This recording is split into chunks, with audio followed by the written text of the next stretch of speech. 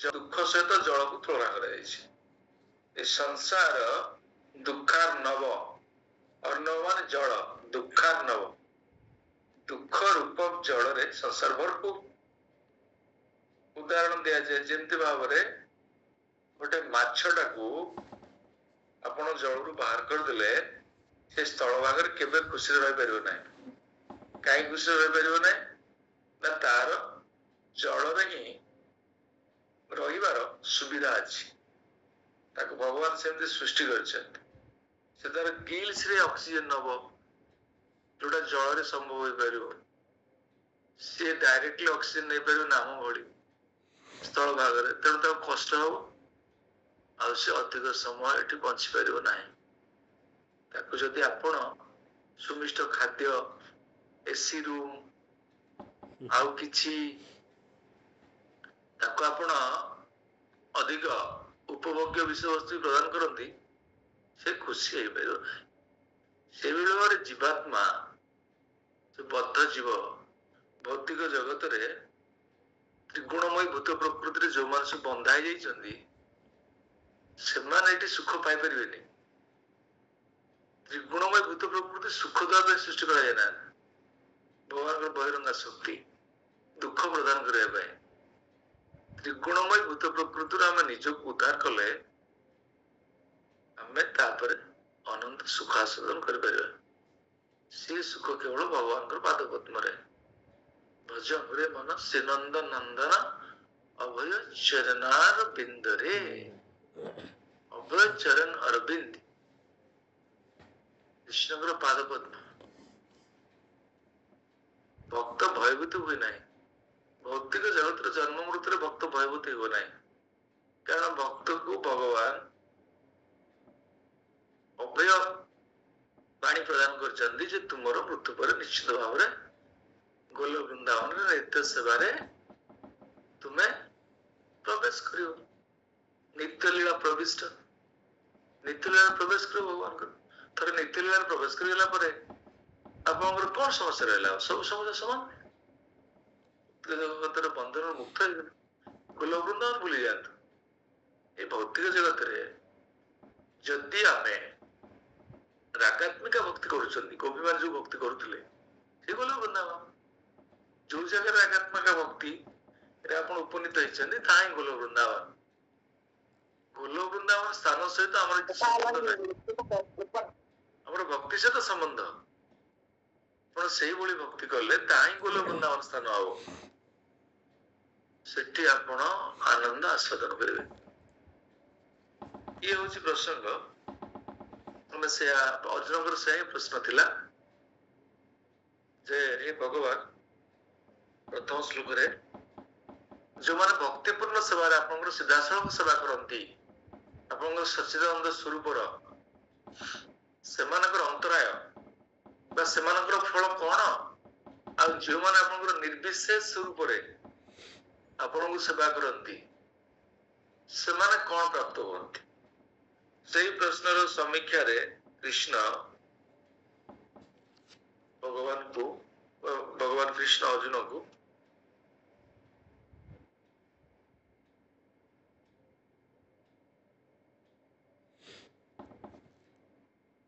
Information प्रदान कले जो माने मोर सच्चिदानंद विग्रह सच्चिदानंदमय षडैश्वर्यपूर्ण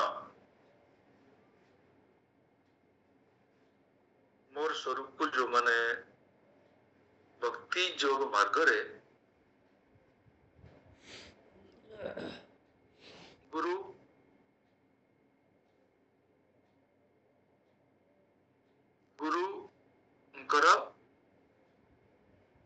आश्रित जो माने गुरु ग्रहण करी भक्ति योग मार्ग रे मोर सीधा सड़क भाव रे मोर पूर्ण स्वरूप को जो माने पूजा करते से माने को मु कौन करे ना मृत्यु संसार रूपक सागर रु जो जगह जो बारंबार जन्म मृत्यु हुए जोटा दुखपूर्ण जगत दुखालय मशास सब मुझे उद्धार करे पुणे विश्लेषण रे कहउचंती जदिओ सेमान अधिक कष्ट स्वीकार करते को माने क्लेशाधिकतर तेषाम अव्यक्त आसक्त चेतसाम, अव्यक्त आसक्त चेतसाम, जो माने मोर अव्यक्त स्वरूप को अनमैनिफेस्ट नेचर और निर्विशेष स्वरूप को जो माने पूजा करती ସେମାନେ ବାସ୍ତବରେ ମୋର ଆଂଶିକ ଅନୁଭବ ପ୍ରାପ୍ତ ହୁଅନ୍ତି। ବ୍ରହ୍ମ ଜ୍ୟୋତି ମୋର ପୂର୍ଣ୍ଣ ଅନୁଭବ ନୁହେଁ। କ୍ଲେଶାଧିକତର, ଅନେକ କ୍ଲେଶ ଗୋଟେ ଭକ୍ତ ଠାରୁ ଗୋଟେ ଜ୍ଞାନୀ ଅଧିକ କ୍ଲେଶ ଜୀବନରେ ସ୍ୱୀକାର କରନ୍ତି, କାରଣ ତାଙ୍କର ସାଧନାର ବିଧି ଅତ୍ୟନ୍ତ କଠୋର। ଭକ୍ତ ପାଇଁ ସାଧନାର ବିଧି ସେଭଳି କଠୋର ନୁହେଁ। ଯଦିଓ ଭକ୍ତି ଆମେ ମାୟା ବିରୁଦ୍ଧରେ ଏକ ସଂଗ୍ରାମ ଯୁଦ୍ଧ, ତଥାପି ସେମାନଙ୍କ ଭଳି ଯୋଉ ପ୍ରୋସିଜୁରାଲ କମ୍ପ୍ଲିକେସନ୍ସ ଏଟା ଭକ୍ତର ନାହିଁ। ତାପରେ ଏବେ ଅଷ୍ଟମ ନମ୍ବର ଶ୍ଲୋକରେ ଆମେ ପଢିବା। ଅଷ୍ଟମ ନମ୍ବର ଶ୍ଲୋକରେ ପଢିବା, ମୟେବ ମନ ଆଧତ୍ଵସ୍ୟ ମୟି ବୁଦ୍ଧି ନିବେଶୟ ନିବଶିଷ୍ୟସି ମୟେବ ଅତ ଊର୍ଦ୍ଧ୍ୱଂ ନ ସଂଶୟଃ। ମୋ ଠାରେ ମନୋନିବେଶ କର, ତୁମର ସମସ୍ତ ବୁଦ୍ଧିବୃତ୍ତି ମୋ ଠାରେ ଲଗା। ଏହି ପ୍ରକାରେ ତୁମ ନିଶ୍ଚିନ୍ତ ଭାବରେ ସର୍ବଦା ମୋ ନିକଟରେ ହିଁ ନିବାସ କରିବ। କୃଷ୍ଣ ବହିର୍ଭୂତ ଜୀବ ଭୋଗ ବାଞ୍ଛା କରେ। ଯଦି ଭୋଗ ଏବଂ ବାଞ୍ଛା, ବାଞ୍ଛା ଭୋଗ କରିବାର ଇଚ୍ଛା, ମନ ବାଞ୍ଛା ଭୋଗ ଏବଂ ଐଶ୍ୱର୍ଯ୍ୟ, ଭୋଗ ଐଶ୍ୱର୍ଯ୍ୟ ପ୍ରସାକ୍ତନା ତୟା ଅପମୂର୍ତ୍ତ ଚେତସାମ୍ ବ୍ୟବସାୟାତ୍ମିକା ବୁଦ୍ଧି ସମାଧୌନ ବିଧୀୟତେ। ଯୋଉମାନେ ଭୋଗ ଏବଂ ଐଶ୍ୱର୍ଯ୍ୟ ଦ୍ୱାରା ପ୍ରଭାବିତ, ସେମାନଙ୍କର ବ୍ୟବସାୟାତ୍ମିକା ବୁଦ୍ଧି, ଯୋଉ ବୁଦ୍ଧିରେ ସେମାନେ କୃଷ୍ଣ ପ୍ରେମ ପ୍ରାପ୍ତ ହେଇପାରିବେ, ସେଥିରେ ସେମାନେ ସ୍ଥିର ହୋଇପାରିବେ ନାହିଁ।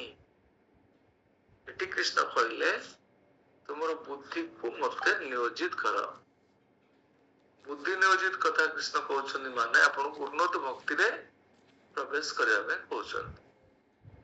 ବୁଦ୍ଧି ଏବଂ ମନ ଦୁଇଟି ସଟଲ ସେନ୍ସେସ୍, ସଟଲ ମାନେ ସୂକ୍ଷ୍ମ ଇନ୍ଦ୍ରିୟ। ଆମର ସ୍ଥୂଳ ଇନ୍ଦ୍ରିୟ ମାନଙ୍କ ଠାରୁ ସୂକ୍ଷ୍ମ ଇନ୍ଦ୍ରିୟ ଗୁଡିକ ଆମ ମାନଙ୍କର ସମ୍ପୂର୍ଣ୍ଣ ନିୟନ୍ତ୍ରଣର ବାହାରେ। ସ୍ଥୂଳ ଇନ୍ଦ୍ରିୟ ଗୁଡାକୁ ଆପଣ କିଛି କିଛି ମାତ୍ରାରେ ନିୟନ୍ତ୍ରଣ କରିପାରିବେ, କିନ୍ତୁ ସୂକ୍ଷ୍ମ ଇନ୍ଦ୍ରିୟ ଗୁଡିକ ଯେହେତୁ ସୂକ୍ଷ୍ମ, ଇନଟାଞ୍ଜିବୁଲ, ତାକୁ ଆପଣ ଦେଖିପାରୁନାହାନ୍ତି, ତାକୁ କଣ୍ଟ୍ରୋଲ କରିବା ବହୁତ କଷ୍ଟ। ଆପଣ ମାଇଣ୍ଡ କିଏ ଦେଖିପାରୁଛନ୍ତି ନା? ଇଣ୍ଟେଲିଜେନ୍ସ କିଏ ଦେଖିପାରୁଛନ୍ତି? ସେଥିପାଇଁ ସେ ଦୁଇଟା ବହୁତ ବିପଜ୍ଜନକ। ଇଣ୍ଟେଲିଜେନ୍ସ ମନ ଦ୍ୱାରା ବି କଣ୍ଟ୍ରୋଲ, କାହିଁକି ମନ ଆଉ ଇଣ୍ଟେଲିଜେନ୍ସ ପରସ୍ପର ପଢୁଛନ୍ତି। ତାପରେ ରହିଲା ଆତ୍ମା। ଆପଣ ମନ ଯଦି କେନ୍ଦ୍ରିତ କରିଦେବେ, ବୁଦ୍ଧି ବି ଆପଣଙ୍କ ସହିତ ରହିବ। ସେଥିପାଇଁ ମନ ଏବଂ ମନୁଷ୍ୟନା କାରଣ ବନ୍ଧ ମୋକ୍ଷାୟ ବନ୍ଧାୟ ବିଷୟା ସଙ୍ଗ ନିର୍ବିଷୟ ମନ। ଏଇ ମନ ହିଁ ବନ୍ଧନର ଏବଂ ମୁକ୍ତର କାରଣ ଜୀବ ପାଇଁ। ତେଣୁ ମନକୁ ନିୟନ୍ତ୍ରଣ କରିବା ପାଇଁ ବିଭିନ୍ନ ପ୍ରକାର ଉପାୟ ମାନ, ବିଭିନ୍ନ ପ୍ରକାର ଫିଲୋସଫିରେ ବର୍ଣ୍ଣନା କରାଯାଇଛନ୍ତି, କିନ୍ତୁ ଅନ୍ତରାୟରେ ଏହା ସୁସ୍ପଷ୍ଟ ଯେ କୃଷ୍ଣ ଭାବନା ଅମୃତ जो व्यवस्था, जो कृष्ण भावना अमृत, जो भली गोटे सिलाबस बा जो भली भाव गोटे साधना, ये माध्यम केवल मन को नियंत्रण कराई पारिबो। ସେଥିପାଇଁ ଅନ୍ୟ କୌଣସି ଫିଲୋସଫି ଦ୍ୱାରା ଆମେ ଆଟ୍ରାକ୍ଟେଡ ନ ହୋଇ ଏଇ ଫିଲୋସଫି ସହିତ ଯୁକ୍ତ ହୋଇ ରହିଲେ ଦେଖିବେ ଆପଣ ମନ ଆପଣଙ୍କୁ ଆସିକି ନମସ୍କାର କରିବ, ସଲାମ କରିବ।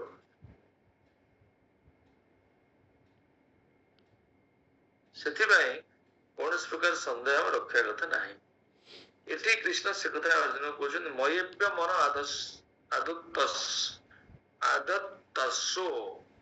ଆଦତସୋ ମାନେ ସ୍ଥିର କରି ଆଦତସୋ ମୋ ପାଖରେ ମନଟାକୁ ସ୍ଥିର କରି ମଇ ବୁଦ୍ଧି ନିବେଶ ବୁଦ୍ଧି ଏବଂ ମନ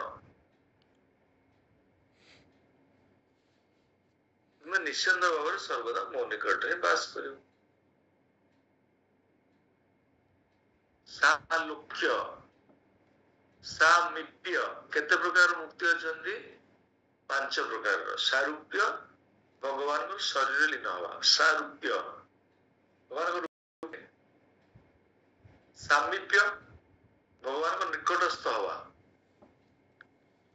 ସାୟୁଜ୍ୟ କହିଲି ସାମିପ୍ୟ, ସାଲୋକ ଭଗବାନଙ୍କ ଲୋକରେ ବାସ କରିବା,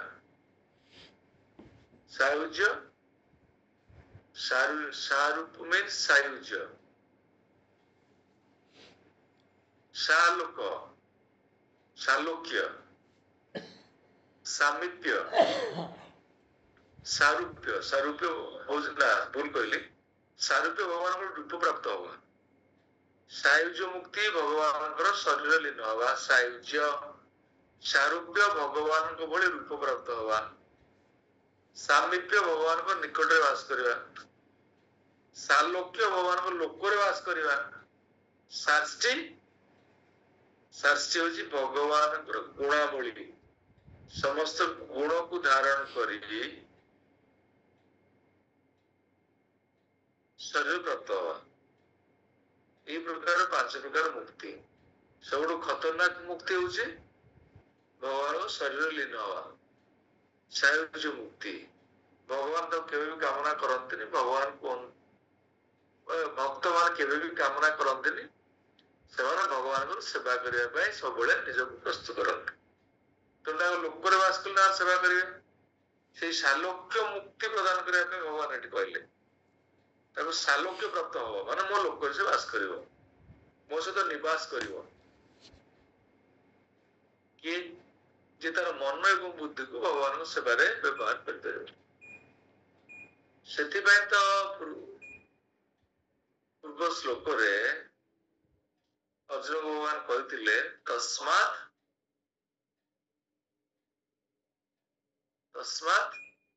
କହିଲେ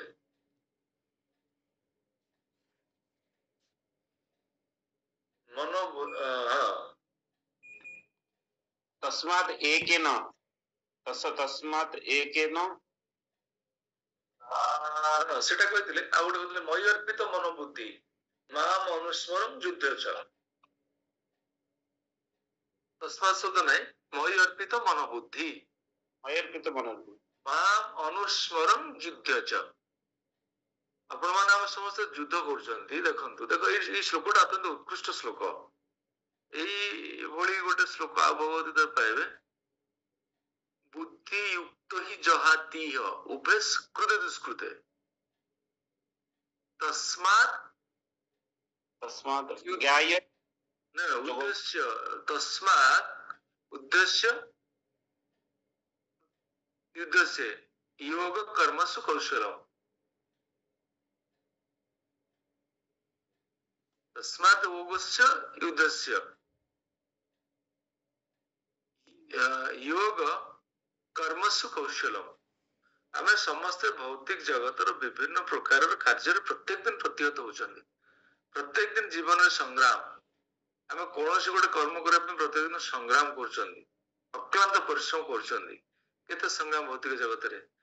ଆପଣ ଏଇ ଯୋଉ ଭଗବାନଙ୍କର ମାୟା ଶକ୍ତିକୁ ଆପଣ କେବେ ବି ଜିତି ପାରିବେ ନାହିଁ, କେବେ ବି ସମ୍ଭବ ନୁହେଁ। ଆପଣଙ୍କ ଜୀବନରେ ଆପଣଙ୍କ ନିଜ ପ୍ରଚେଷ୍ଟାରେ ବା ଶକ୍ତିରେ ଭଗବାନଙ୍କର ବହିରଙ୍ଗା ଶକ୍ତିକୁ ଜୟଜିତ ହେଇପାରିବେ ନାହିଁ, ମାୟା ଶକ୍ତି। ସେଥିପାଇଁ ଭଗବାନ ଆମକୁ ଗୋଟେ ନିର୍ଭର ବାଣୀ ପ୍ରଦାନ କଲେ, ନା ତମେ ଭୌତିକ ଜଗତରେ ଯାହା କରୁଛ କର, ଯୁଦ୍ଧ ହିଁ ଭଗବାନ ଯୁଦ୍ଧ କରିବାକୁ କହିବେ। ଭୌତିକ ମନ୍ଦିରରେ ଆସି ବସିବା ପାଇଁ ଭଗବାନ କହିବେନି, ଯୁଦ୍ଧ କରିବା ପାଇଁ କହିବେ। ଆପଣ ଯାହା ବି କରିବେ, ଭକ୍ତି ଯଦି କରିବେ ତାହା ବି ଯୁଦ୍ଧ। କାରଣ ଏ ଜଗତ ଏଭଳି ଅସ୍ଥିର, ଏଭଳି ବିପଜ୍ଜନକ ଯେ ଏଠି କୌଣସି ପ୍ରକାରର ଅନୁକୂଳ ପରିବେଶ ଆପଣ ପାଇବେନି। ସେଥିପାଇଁ କଣ कहा जाए आपण से कौन करेंगे मो पाखे मन एवं बुद्धि को नियोजित करी आपण जहाँ भी करते भौतिक जगत रे किंतु मन बुद्धि मो पाखे रहिबो इथुर आम समस्त प्रेरणा प्राप्त हवा दरकार ये हूँ योग कर्मसु कौशलम ये हूँ मो कर्मर कौशलता कारण मु मोर कर्मर कौशलता जानी नहीं मोर निर्बोध भाव में भौतिक जगत अनेक प्रयास करुची प्रजल्प नियमाग्रह जनसंघ से लोल्यम च सद्वीर भक्ति विनश्यति ये प्रकार भाव में कौन करुची प्रजल्प नियमाग्रह प्रजल्प माने प्रजल्प अत्यंत परिश्रम अत्याहार प्रजल्पश्च अत्याहार अत्याहार तापरे प्रयास प्रयास प्रयास प्रयास अत्याहार प्रयास अत्याहार माने कौन अधिक आहार ग्रहण करवा अधिक धन संचय करवा प्रयास प्रचेष्टा धन संग्रह करने जगत सुनाम अर्जन करने जो प्रचेष्टा ये प्रचेष्टा आप केबे भी सफल हो पारिबे नहीं जदि आप योग करूना योग माने कृष्ण भक्ति जदि आपन सहित नाही आपण भौतिक जगत रे कौन सी प्रकार भौतिक कर्म रे मध्य सफल हो पारिबे नहीं ये हेउची कर्मर कौशलता कृष्ण अर्जुन को कहउछन देखो श्लोक गुड़ा केते गुरुत्वपूर्ण श्लोक से मन एवं बुद्धि को भगवान सेवारे लगे भगवान कहले अर्थ कौन कहले तुम्हें तो युद्ध कर कारण भौतिक जगत तो युद्धर स्थान तो युद्ध व्यतीत तुम्हें जीवन निर्वाह कर सबु समय युद्ध बचा स्ट्रगल फॉर सर्वाइवल प्लैनेट से बचा के संग्राम कर कौन भूल कर जो निजे इंडिपेंडेंटली जो प्रयास कर प्रयास टा भूल आप सीक्रेट जाना सीक्रेट ऑफ सक्सेस आप जना ना इग्नोरेंट जमती प्रहलाद महाराज हितताई पिता केमती उपदेश देले कौन कहले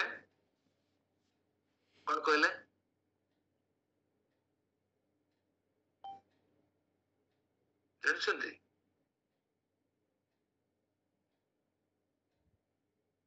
कौन कहले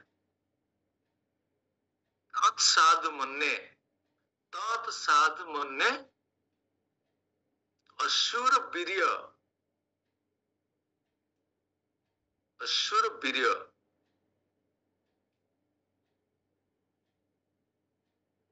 देहिनाम तत्साधु मन्ने असुर वीर देहिनाम तत्साधु मन्ने असुर वीर्य देहिनाम अपन जानते ना नहीं प्रहलाद महाराज केबे भी पिता को पिता संबोधन कले नहीं बुझुन ना नहीं कौन संबोधन कले हे असुर श्रेष्ठ हे असुर मानकर प्रभु पितृदेव कहना भागवत देखुना ये सप्तम स्कंद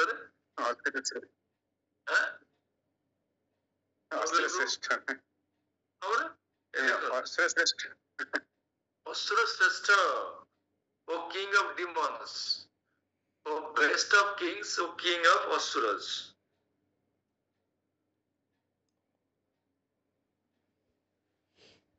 बुझ पारे कि नहीं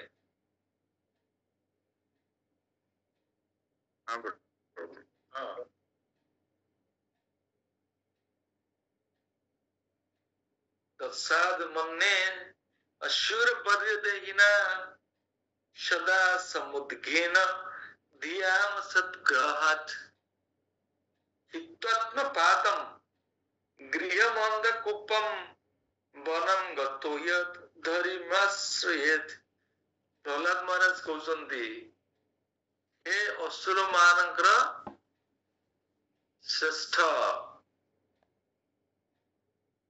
हे असुर मानकर राजा मु मोर स्पिरिचुअल मास्टर मो गुरुदेव ठारू देखंतु केमति संबोधन करछंती देखंतु जने भक्तर प्रथम परिचय गुरुदेव मुगार शिष्य मु तांकर गौरव रक्षा करे मोर धर्म हवा दरकार मो गुरुदेव किए राधा गोविंद गोस्वामी महाराज को प्रभुपाद महाराज कहते तुम भागवत अध्ययन करिवो एवं भागवतर अमृतमय वाणी को सारा विश्व प्रचार करिवो ये कथा ये महाभागवत महात्मा के मन रे एभली भाव प्रकटित हैला ताहा व्यतीत द्वितीय स्वप्न तांका जीवन में किछि नथिला आज भी महाराज असुस्थ लीला रे भागवतम निश्चय अध्ययन करिवे 8 घंटा तो प्रत्येक दिन अध्ययन करती एवं सबु शिष्य मान महाराजंकर उपदेशामृत समस्त अतिक्रम प्रत्येक दिन गोटे भागवतम अध्ययन करिवे सेति महाराज कौन सी मंदिर रे निजको जोड़िले नाही कौन सी मंदिर मैनेजमेंट रे से निजको युक्त कले कौन सी जगह मंदिर कंस्ट्रक्शन पाई से भी आग्रह प्रकाश कले कारण थिला प्रभुपादंकर स्ट्रिक्ट इंस्ट्रक्शन थिला तुम भागवतम को सारा जगत रे प्रकट करा भागवतम अध्ययन कर एवं भागवतम सहित संग कर जीव मान को भागवत वाणी प्रचार कर केवल 2 जन को प्रभुपाद महाराज गुरु पदवी अभिषिक्त करथिले से होचंते हम ओडिशा गौरव महाभागवत गौरव गोस्वामी महाराज एवं द्वितीय होचंते राधा गोविंद गोस्वामी महाराज विचार करंतु प्रमाण जीवन जहाँ जहाँ गुरु देव कहते अक्षर अक्षर रे प्रत्येक रक्त कणिकार गुरु गोटे इंस्ट्रक्शन सेव हो प्रत्येक रक्त कणिकार आप विचार करंतु जेमती प्रभुपाद गुरुदेव कहते अमेरिका इंग्राजी भाषा रे कृष्ण कॉन्शियसनेस प्रीच कर देखुछन त गुरु निष्ठा गुरु के प्रति आसक्ति भक्ति जीवन में केमती सफल फल प्रदान करे देखुछन त देखंत सेति पाए ये होची कर्मर कौशलता कृष्ण अर्जुन कहले हाँ मु कहती प्रहलाद कथा से कहते मो गुरुदेव ठारू मु श्रवण करिछि कौन मु श्रवण करिछि जे जो व्यक्ति एभली गोटे अस्थायी शरीर को धारण करी एवं गोटे अस्थायी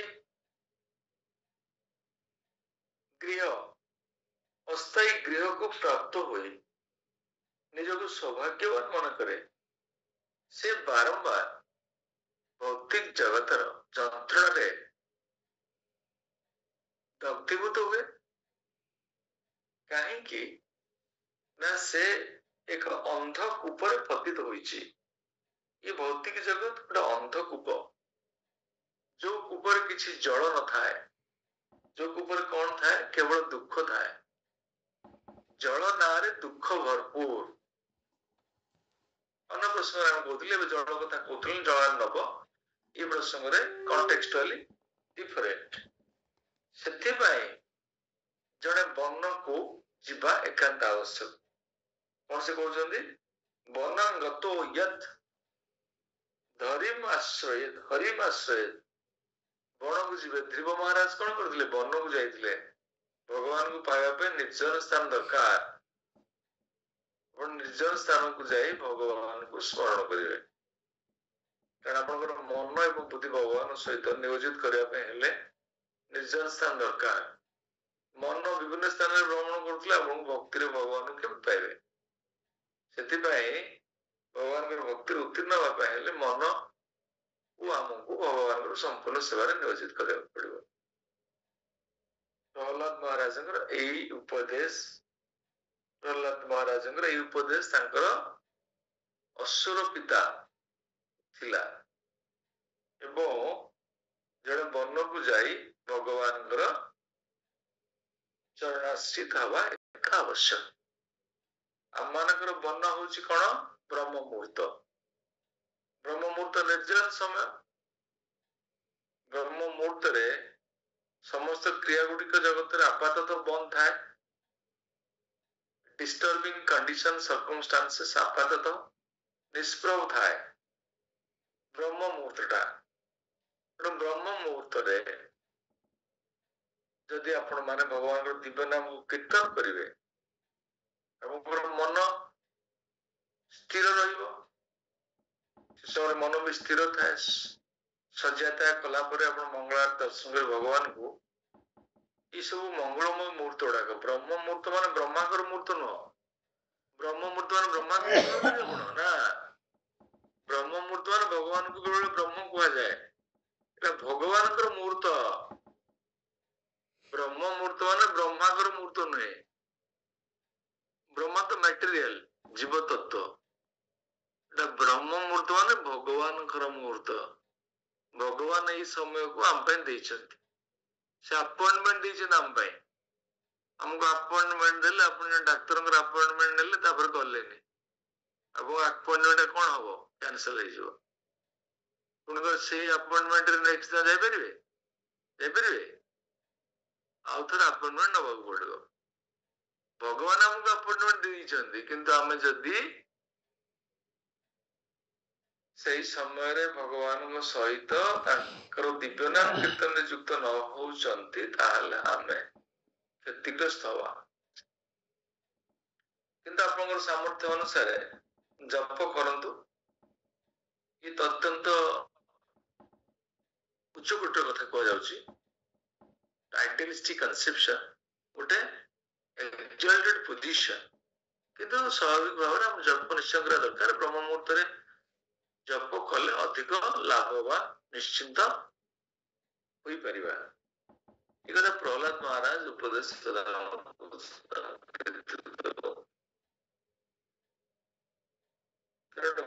ଆମେ ଏଇ ପ୍ରସଙ୍ଗରେ କହୁଥିଲେ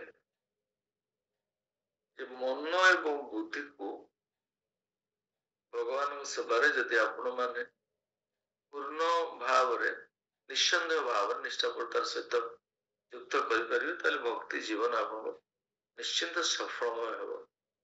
ତାପରେ ଶ୍ଲୋକରେ ଭଗବାନ କହିଲେ, ଅଥ ଚିତଂ ସମାଧାତୁଂ ନ ଶକ୍ନୋଷି ମୟି ସ୍ଥିରଂ ଅଭ୍ୟାସ ଯୋଗେନ ତତ୍ତ୍ୱ ମାମିଚ୍ଛାପ୍ତୁଂ ଧନଞ୍ଜୟ ଅର୍ଜୁନ। ଦୁଇଟି ଭକ୍ତି ଯୋଗ ବିଷୟରେ ବର୍ଣ୍ଣନା କରାଯାଇଛି। ହଁ, କୋଉ ଭକ୍ତି? ଭକ୍ତି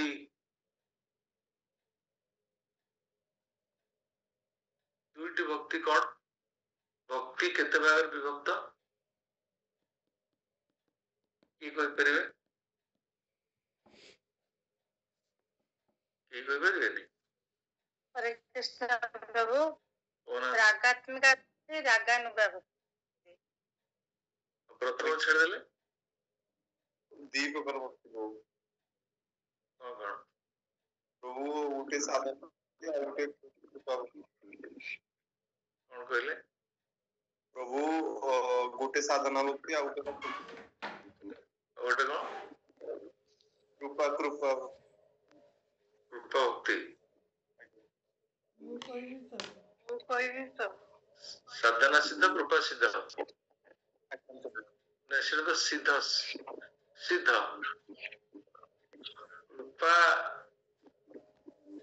ରେ ଆପଣ ଭକ୍ତିରେ ବଳିଷ୍ଠ ହେଇଯିବେ, କିନ୍ତୁ ଭକ୍ତି ଯୋଉ ଭକ୍ତ ବା ସାଧକ ଯାହା କରିବ ସିଏ କେତେ ପ୍ରକାରର। କୃପାଟା କଣ? ଆପଣଙ୍କ କୃପା ତ ଗୁରୁ ଦେବେ, ଭଗବାନ ଦେବେ, ବୈଷ୍ଣବ ଦେବେ, ସାଧକର ଯୋଉ କଣ ସାଧକର ଯୋଉ ଭକ୍ତି ଆଚରଣ ସେ କେତେ ପ୍ରକାର ଉପଯୁକ୍ତ କୁହନ୍ତୁ?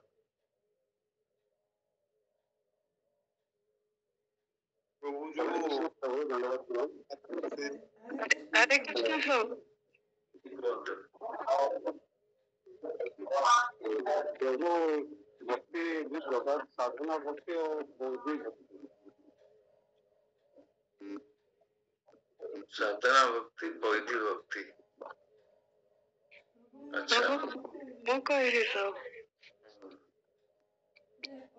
ଐଶ୍ୱର୍ଯ୍ୟ ଭକ୍ତି ଗୋଟେ ମାଧୁର୍ଯ୍ୟ ଭକ୍ତି। ନା ଭୁଲ କହିଲେ। ଐଶ୍ୱର୍ଯ୍ୟ ମାଧୁର୍ଯ୍ୟ ସେ ତ ରସ, ସେଟା ଭକ୍ତିର ରସ ଗୁଡାକ।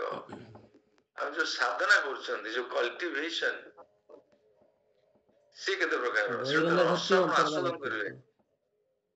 କେତେ ପ୍ରକାରର? ବହିରଙ୍ଗା ଭକ୍ତି ଅନ୍ତରଙ୍ଗା ଭକ୍ତି। ନା ଭକ୍ତିର ଅନ୍ତରଙ୍ଗା ବହିରଙ୍ଗା ନାହିଁ, ସେଟା ଶକ୍ତି। ବହିରଙ୍ଗା ଶକ୍ତି, ଅନ୍ତରଙ୍ଗା ଶକ୍ତି। ଭକ୍ତିର ଅନ୍ତରଙ୍ଗା ବହିରଙ୍ଗା ନାହିଁ।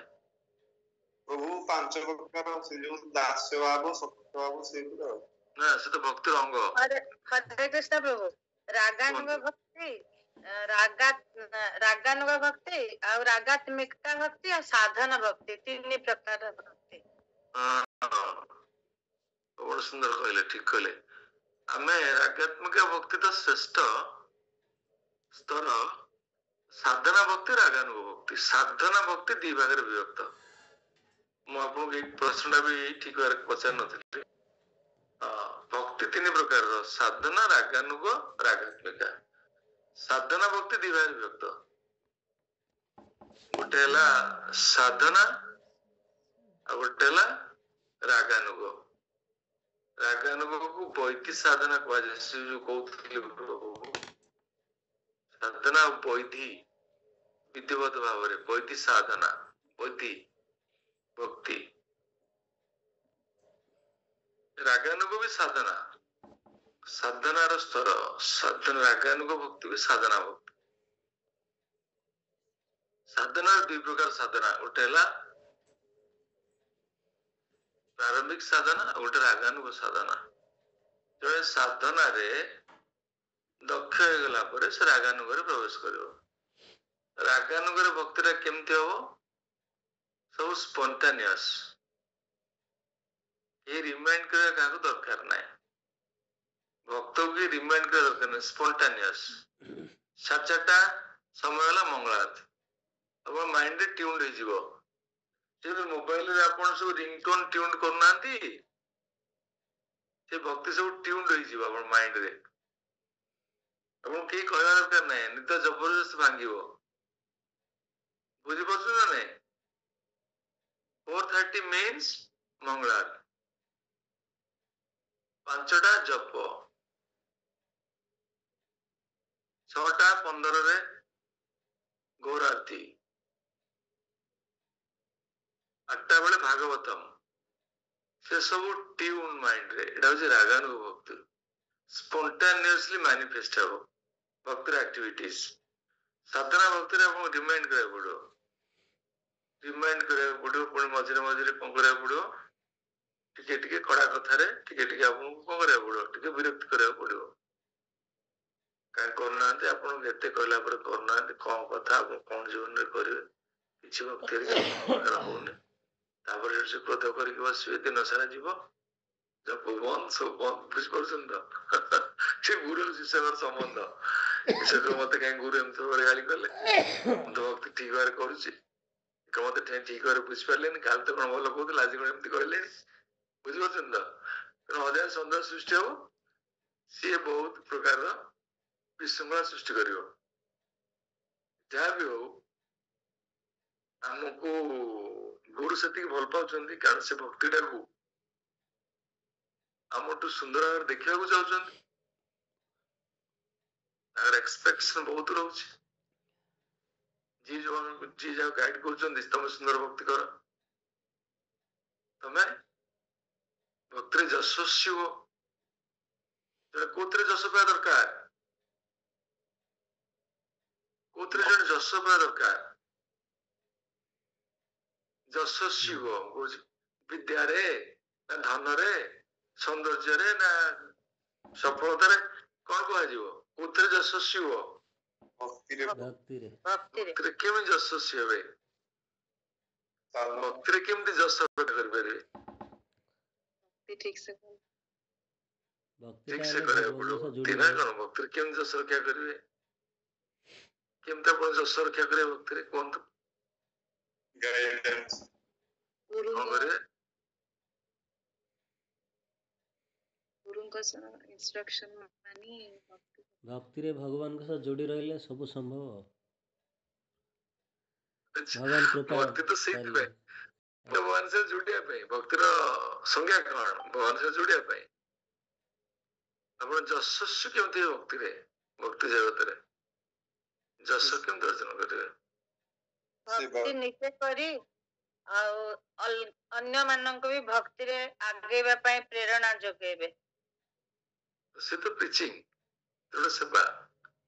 ପ୍ରଭୁ କୃଷ୍ଣଙ୍କର ପ୍ରେମମୟୀ ସେବା କରିବା। ପ୍ରେମୀ ସେବା କରିବେ, ଭଲ କଥା। ଯଶ ଯଶ କେମିତି ଦେବେ ଆପଣ? ଆପଣଙ୍କୁ ତ କୁହାଗଲା ଯଶ ଦରକାର ନାହିଁ,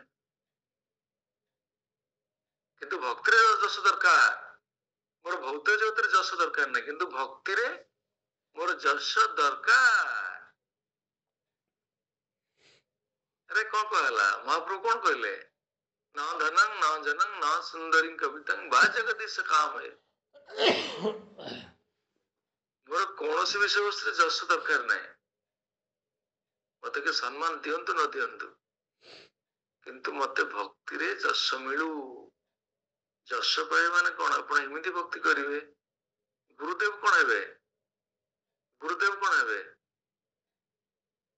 ଆଶ୍ଚର୍ଯ୍ୟଚକିତ ହେଇଯିବେ। ଆପଣ ଯେତେବେଳେ ଭାଗବତମ କଥା କହୁଥିବେ, ଗୁରୁଦେବ ଆପଣଙ୍କର ଶ୍ରବଣ କରୁଥିବେ।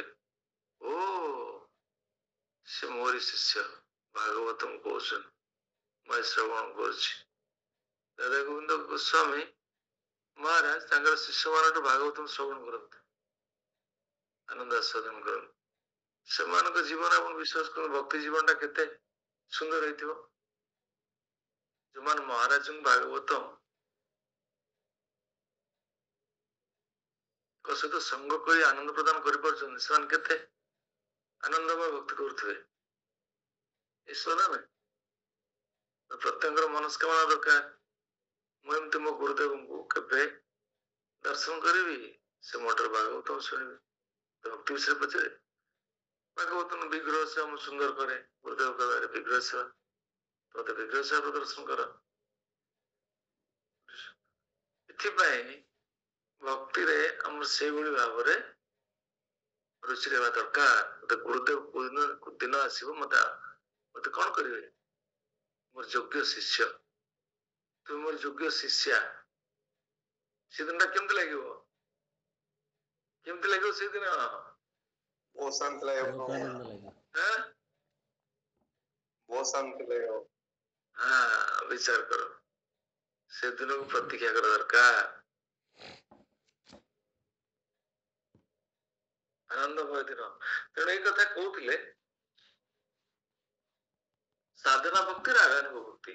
ପ୍ରଭୁପାଦ ମହାରାଜ ଭାବାର୍ଥରେ ବ୍ୟକ୍ତ କରିଛନ୍ତି, ସାଧନା ଭକ୍ତି ରାଗାନୁଗ ଭକ୍ତି ରେ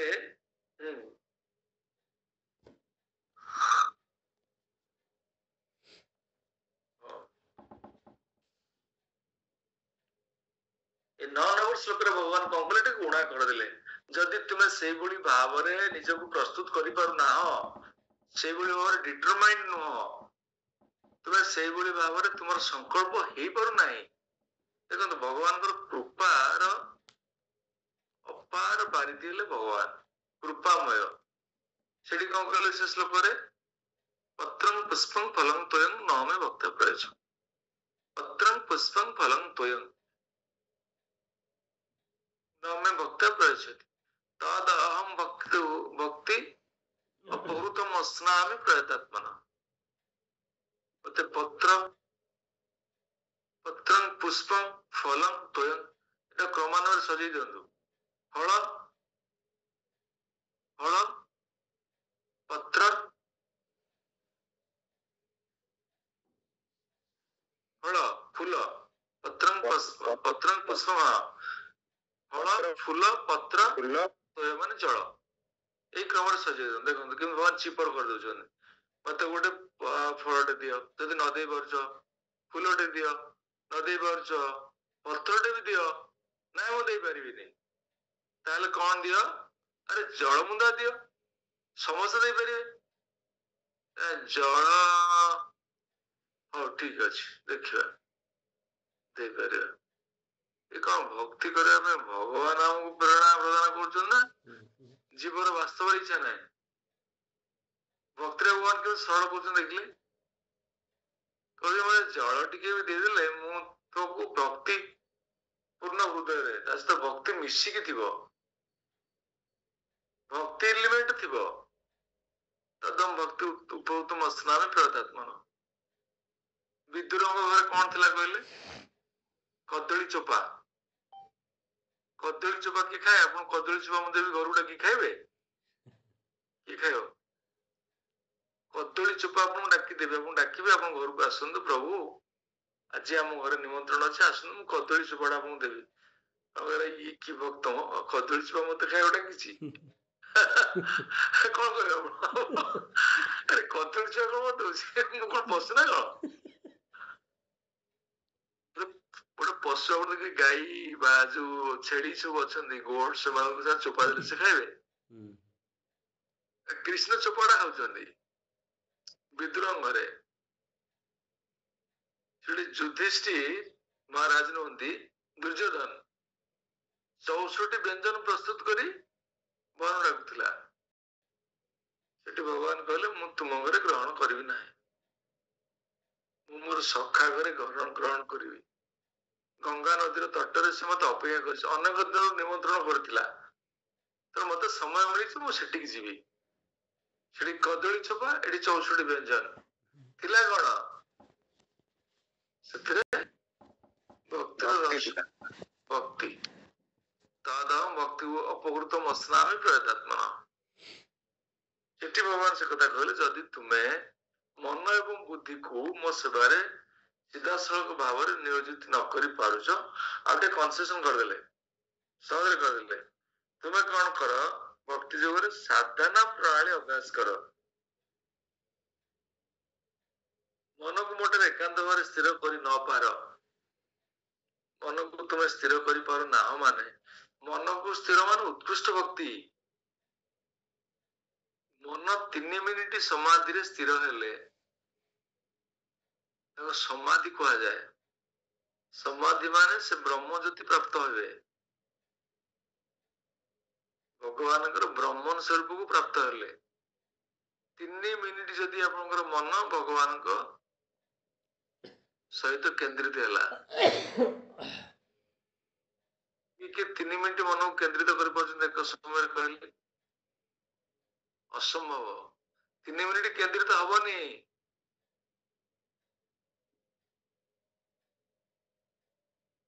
ସେଥିପାଇଁ ମନ ସବୁଠାରୁ ଅତ୍ୟନ୍ତ ଭାବରେ ଖତରନାକ। କୃଷ୍ଣ କହିଲେ ତୁମେ ଯଦି ମନକୁ, ସେଥିପାଇଁ ଯୋଉମାନେ ଉନ୍ନତ ଭକ୍ତିରେ ପହଞ୍ଚିଥିବେ, ରାଗାନୁଗ ଭକ୍ତି, ରାଗାତ୍ମିକା ଭକ୍ତି ସ୍ତରରେ, ସେମାନେ ମନକୁ କେନ୍ଦ୍ରିତ କରିପାରିବେ ଭଗବାନଙ୍କର ସେବାରେ। କୃଷ୍ଣ ଟିକେ ହାଲକା କରିଦଉଛନ୍ତି, ଯଦି ତୁମେ ମନକୁ ମୋ ସେବାରେ କେନ୍ଦ୍ରିତ କରିପାରୁନାହ, ତେବେ କଣ କର? ସାଧନା ଭକ୍ତିରେ ତୁମେ ଭକ୍ତି ଆଚରଣ କର। ସାଧନା ଭକ୍ତି କଣ? ସାଧନା ଭକ୍ତି ସାଧନା କରିବେ, 16 ମାଳା ଜପ ପ୍ରତ୍ୟେକ ଦିନ କରିବେ, ଗୁରୁ ଗ୍ରହଣ କରିବେ, ଶିକ୍ଷା ଗୁରୁ ଗ୍ରହଣ କରିବେ, 4ଟା ରେଗୁଲେଟିଭ ପ୍ରିନ୍ସିପଲ୍ସ ମାନିବେ। এই ପ୍ରକାର ଭକ୍ତି ସାଧନା ଭକ୍ତି ପ୍ରାରମ୍ଭିକ ସ୍ତର କରନ୍ତୁ। ଭଗବାନ ଭକ୍ତିଟା କେମିତି ସରଳ କରିଦଉଛନ୍ତି ଦେଖନ୍ତୁ ଅର୍ଜୁନକୁ। ଯଦି ମନ ବୁଦ୍ଧିକୁ ବା ତୁମେ ନିଷ୍ଠାପରତାର ସହିତ ଭକ୍ତି କରିପାରୁନା, ତଥାପି ତୁମେ ସାଧନା ଭକ୍ତି ମାଧ୍ୟମରେ ମତେ ପ୍ରାପ୍ତ ପ୍ରାପ୍ତି ହେବାର କାମନା ବୃଦ୍ଧି କରାଇ ପାରିବ ନିଶ୍ଚୟ ଭାବରେ। ତାପରେ ପୁଣି କହିଲେ, ପୁଣି ଆଉ ଟିକେ ସରଳ କରିଦେଉଛନ୍ତି ନେକ୍ସଟ ବର୍ଜରେ। ଦେଖନ୍ତୁ ଯେମିତିକି ମୁଁ କହିଲି ପତ୍ରଂ ପୁଷ୍ପଂ ଫଲଂ ତୋୟ, ଅଭ୍ୟାସେ ଅଭ୍ୟାସେପ୍ୟ ସମର୍ଥୋସି ମତ୍କର୍ମ ପରମೋ ଭବ ମଦर्थमपि कर्माणि कुर्वन् सिद्धि अवाप्स्यसि। ଯଦି ଭକ୍ତି ଯୋଗର ସାଧନ ପ୍ରଣାଳୀ ଅଭ୍ୟାସ କରି ନ ପାରିବ, ଦେଖିଲେ ପୁଣି କଣ କହିଲେ, ଯଦି ଭକ୍ତି ଯୋଗର ସାଧନ ପ୍ରଣାଳୀ, ଯଦି ସାଧନ ଭକ୍ତି ବି ତମ ଦ୍ୱାରା ସମାହିତ ହେଇପାରୁନାହିଁ, ପୁଣି ଚେଷ୍ଟା କଲେ, ତାହେଲେ ମୋ ପାଇଁ କାମ କରିବାକୁ ଚେଷ୍ଟା କର।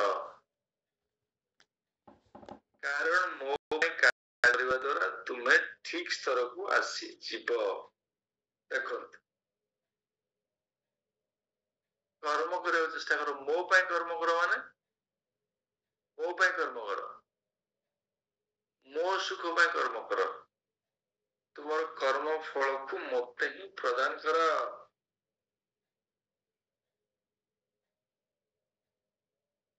ବୁଝିହଉଛି ନା ବୁଝିହଉନି? ଆଜ୍ଞା ପ୍ରଭୁ। ନିଷ୍କାମ ଭକ୍ତି କଥା ଭଗବାନ କହିଲେ। ଭକ୍ତିର ପ୍ରାରମ୍ଭିକ ସ୍ତରକୁ ଆସିଲେ।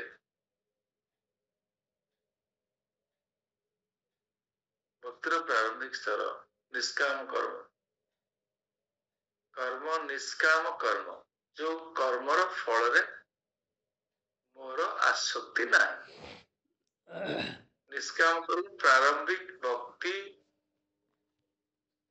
ଯାଜନ, ପ୍ରାରମ୍ଭିକ ଅବସ୍ଥାରେ ଭକ୍ତି, ଭକ୍ତିର ଶୁଭାରମ୍ଭ ନିଷ୍କାମ କର୍ମ। କୋଉ ଶ୍ଲୋକରେ ଭଗବାନ 4ଟି ଇନଷ୍ଟ୍ରକ୍ସନ ଦେଇଛନ୍ତି? 11.55 ଶ୍ଲୋକ, ଗୁରୁତ୍ୱପୂର୍ଣ୍ଣ ଶ୍ଲୋକ। Essence of Bhagavad Gita, मत कर्म कृत मत परम मत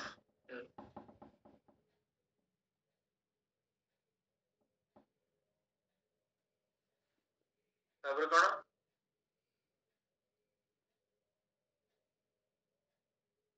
मत भक्त्या संगवर्जितः सर्वभूतेषु जः स मामेति पांडव।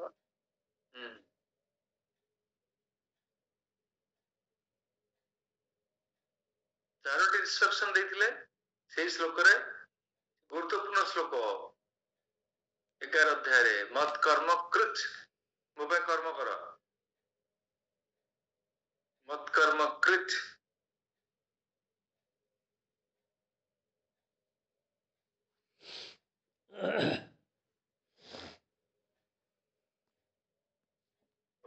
पढ़िले 55 श्लोक शेष श्लोक थिला से अध्याय विश्वरूप दर्शन अध्याय शेष श्लोक माने गुरुत्वपूर्ण इंस्ट्रक्शन अर्जुन को देथिले मत कर्म कृत मत परमो मत भक्तः संगवर्जितः।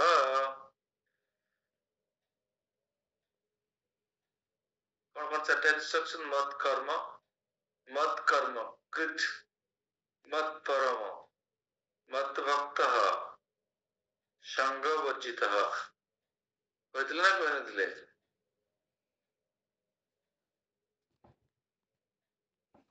कहथिले तो मनुष्य माता कौन बुझछंती इस श्लोक रे कौन कहथिले भगवान? हरे कृष्ण प्रभु। ए श्लोक रे भगवान कहछंती शुद्ध भक्ति भावपन्न होई मोर काम कर,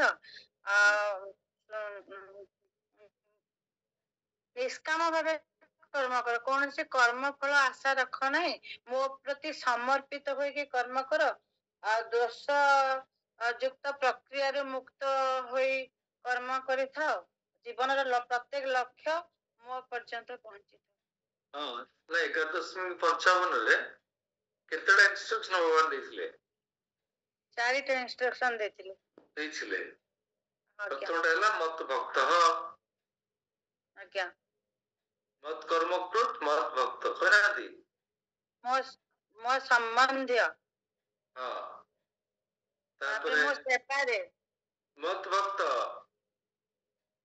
ମୋ ମତ ସେବା କର୍ମକୃତ ମତ ପରମ ମତ ପରମ ମାନେ କଣ? ମତ ପରମ ମାନେ ମତେ ପରମେଶ୍ୱର ହିସାବରେ ଗ୍ରହଣ କରି ମୋର ଭକ୍ତି କର। ମତ କର୍ମକୃତ ମୋ ପାଇଁ କର୍ମ କର, ମୋର ଭକ୍ତି କର। ସଙ୍ଗ ବର୍ଜିତ ମାନେ ଜ୍ଞାନ ଏବଂ କର୍ମରୁ ବିଯୁକ୍ତ ରୁହ, ସେଟା ସଙ୍ଗ ବର୍ଜିତ। ସଙ୍ଗ ମାନେ ଆପଣଙ୍କର ଅସତ୍ସଙ୍ଗ କୁହାଯାଉନି ଏଠି। ଏଠି ସଙ୍ଗ କଣ? ଏଠି ସଙ୍ଗ ହଉଛି ଲେଖା ହେଲା ପରେ ଅତୀତ କର୍ମଫଳ, ମାନସିକ କଳ୍ପନା ଜନିତ ଦୋଷ, ଦୁଷ୍ଟ ପ୍ରକ୍ରିୟାରୁ ମୁକ୍ତ, ଦୁଷ୍ଟ ପ୍ରକ୍ରିୟା ମାନସ ଜନିତ କର୍ମଫଳ, ମାନସ ଜନିତ କଳ୍ପନା, ମାନସିକ କଳ୍ପନା ଜନିତ ଦୋଷ ମାନେ କଣ? ମାନସିକ କଳ୍ପନା ମାନେ ମନରେ ଭୌତିକ ଜଗତ ପ୍ରତି ଯୋଉ ଆଟାଚମେଣ୍ଟ ରୁ ଦୂରରେ ରହିବା। ରାଇଟ୍, ଯୋଉଟାକୁ ଆମେ ସ୍ପେକୁଲେଟିଭ ଅଣ୍ଡରଷ୍ଟାଣ୍ଡିଂ କହନ୍ତି, ସ୍ପେକୁଲେସନ, କଳ୍ପନା ଜଳ୍ପନା। ତେଣୁ ଏଠି କଳ୍ପନା ଜଳ୍ପନା ହଉଛି ଜ୍ଞାନୀ ମାନଙ୍କର, ଜ୍ଞାନୀ ମାନଙ୍କର। ସଙ୍ଗ ବର୍ଜିତ ମାନେ କର୍ମ ଏବଂ ଜ୍ଞାନରୁ ବିମୁକ୍ତ। ଚାରୋଟି ଇନଷ୍ଟ୍ରକ୍ସନ, ମୋର ଭକ୍ତ ହୁଅ, ମତେ ପରମେଶ୍ୱର ହିସାବରେ ଭାବି ସେବା କର, ମୋ ପାଇଁ କର୍ମ କର, ଜ୍ଞାନ ଏବଂ କର୍ମରୁ ବିମୁକ୍ତ ରହି ଭକ୍ତି ଯୋଗରେ ତୁମେ ସାଧନ କର। ଏ ଚାରିଟା ଇନଷ୍ଟ୍ରକ୍ସନ ଥିଲା। ଏ ଶ୍ଲୋକରେ ଭଗବାନ ସେ କଥା କହିଲେ, କଣ ମୋ କର୍ମ କରିବା କଥା କହିଲେ। ମୋ ପାଇଁ କର୍ମ କଲେ ମୋର ତୁମେ ସ୍ତରକୁ ଆସିପାରିବ। ତାପରେ ପୁଣି 11 ନମ୍ବର ଶ୍ଲୋକରେ ଆଉ ଟିକେ ଉଣା କରିଦେଲେ, ଆଉ ଟିକେ କେମିତି ଭକ୍ତିଟାକୁ କେମିତି ସହଜ କରୁଛୁ। ଦେଖନ୍ତୁ ଭଗବାନଙ୍କର କେତେ ପ୍ରୋତ୍ସାହନ, ଜୀବନକୁ ଭଗବାନ କେତେ ଭଲ ପାଆନ୍ତି। ସେଥିପାଇଁ ଭଗବାନ କଣ କୁହାଯାଏ? ପରମ ଦୟାଳୁ କାହିଁ କୁହାଯାଏ? କେତେ ଦୟା କରୁଛନ୍ତି, କେତେ ଦୟା ଜଣେ କରାଯାଇପାରେ। ବଦ୍ଧ ଜୀବ ଏଭଳି ଭାବରେ ଭୋଗ ଐଶ୍ୱର୍ଯ୍ୟରେ ଆସକ୍ତ ଯେ ସେ ଭଗବାନଙ୍କୁ ସମ୍ପୂର୍ଣ୍ଣ ବିସ୍ମୃତ ହେଇଯାଇଛି। ଭଗବାନଙ୍କୁ ସେବା କଲେ ବି ତାର ରୁଚି ପ୍ରକଟ ହଉନି, ତାର ଚେତନା ଜାଗ୍ରତ ହଉନି। ସେଥିପାଇଁ ଭଗବାନ କେତେ କେତେ କନସେସନାଲ ୱେଜ ଜୀବ ପାଇଁ ତିଆରି କରୁଛନ୍ତି। ପ୍ରଥମେ କହିଲେ ତୁମେ ମୋର ପ୍ରାରମ୍ଭିକ ଅବସ୍ଥାରେ କହିଲେ ମନ ବୁଦ୍ଧିକୁ ମୋ ସହିତ ଯୁକ୍ତ କରି ଭକ୍ତି ଯୋଗରେ ସେବା କର, ଉତ୍କୃଷ୍ଟ ଭକ୍ତିର କଥା। ତାପରେ ସାଧନା ଭକ୍ତି କହିଲେ, ସାଧନା ଭକ୍ତି ଯଦି ନ କରିପାରୁଛ ମୋ ପାଇଁ କର୍ମ କର କହିଲେ। ତାପରେ ଦେଖନ୍ତୁ ନେକ୍ସଟ ଶ୍ଲୋକରେ କହିବେ ତୋଷୀ କର୍ତ୍ତୁମଦ ଯୋଗମାସିତଃ ସର୍ବକର୍ମ ଫଳଂ ତ୍ୟାଗମ୍ ସର୍ବକର୍ମ ଫଳ ତ୍ୟାଗମ୍ ତତଃ କୁରୁ ଯତାତ୍ମବାନ୍। ଯଦି ଅବଶ୍ୟ ତୁମେ ଚେତନାରେ କର୍ମ କରିବାକୁ ଅକ୍ଷମ, ମୋ ପାଇଁ କର୍ମ କରିବାକୁ ଯଦି ବି ଅକ୍ଷମ, ତାହେଲେ ସମସ୍ତ କର୍ମ ଫଳ ତ୍ୟାଗ କରି ଆତ୍ମସ୍ଥ ହେବାକୁ ଚେଷ୍ଟା କର। ସମସ୍ତ କର୍ମ ଫଳ ତ୍ୟାଗ କର ମୋ ପାଇଁ। ଏଠି ନିଷ୍କାମ କର୍ମ ପାଇଁ କହିଲେ। ପୂର୍ବ ଅଧ୍ୟାୟରେ ତାଙ୍କ ପାଇଁ କର୍ମ କରିବାକୁ କହୁଥିଲେ, ଏଠି କର୍ମ ଯାହା ବି କର ଫଳଟା କିନ୍ତୁ ଭଗବାନଙ୍କୁ ପ୍ରଦାନ କର। କର୍ମ ଫଳ ତ୍ୟାଗ ମାନେ ତୁମେ କର୍ମ ଫଳର ଅଧିକାରୀ ନୁହଁ, ତୁମେ ଯାହା କର୍ମର ଫଳ ପାଇଲେ ତାକୁ ଭଗବାନଙ୍କୁ ଦେଇଦିଅ। କର୍ମ ଫଳ ତ୍ୟାଗ, ନିଷ୍କାମ କର୍ମ ହେଉ।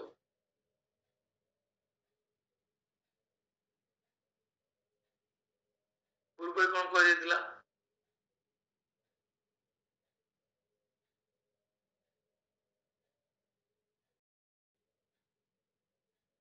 ମୋ ପାଇଁ କର୍ମ କର, ମୋ ପାଇଁ କର୍ମ କର। ମୋ ପାଇଁ କର୍ମ କର ମାନେ କଣ?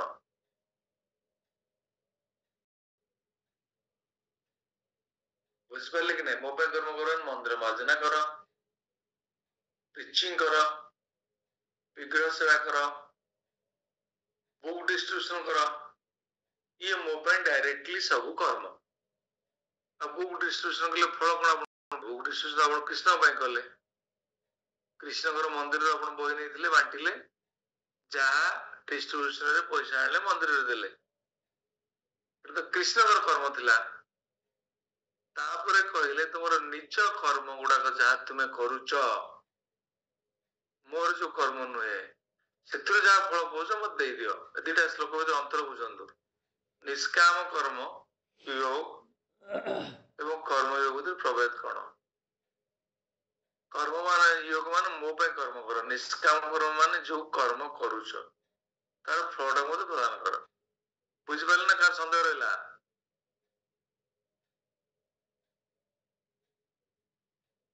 मनुष्य मत सन्देह कौन है आपनकर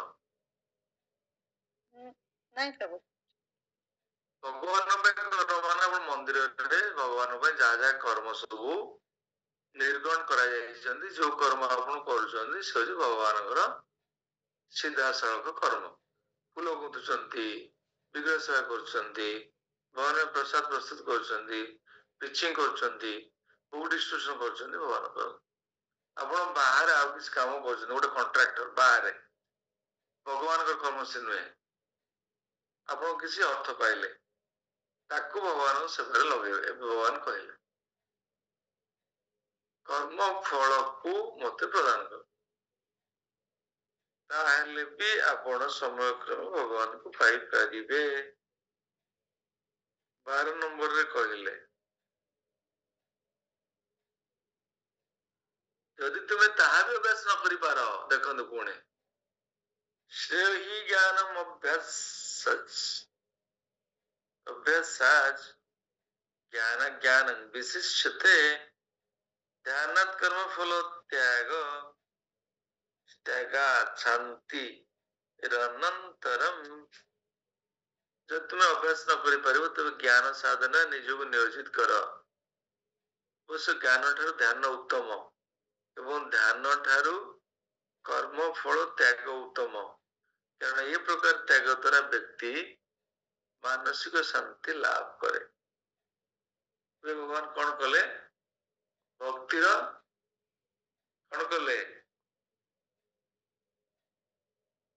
भक्तिर सर्वश्रेष्ठ निम्न स्तर को आसिले निष्काम कर्म योग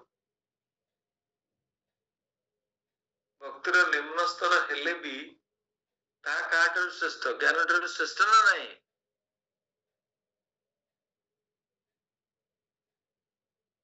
साधना भक्तिर प्रारंभिक स्तर ज्ञान ठारू श्रेष्ठ ना नहीं निश्चय भाव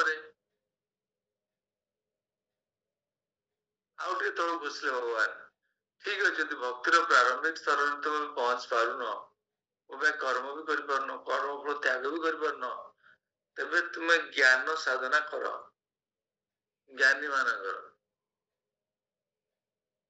ब्रह्मज्योति प्राप्त हम भक्त संग जदि पाइब तापरे वैकुंठ को जाई पार ब्रह्म ज्योति तो जहाँ मध्य आध्यात्मिक जगत रे ना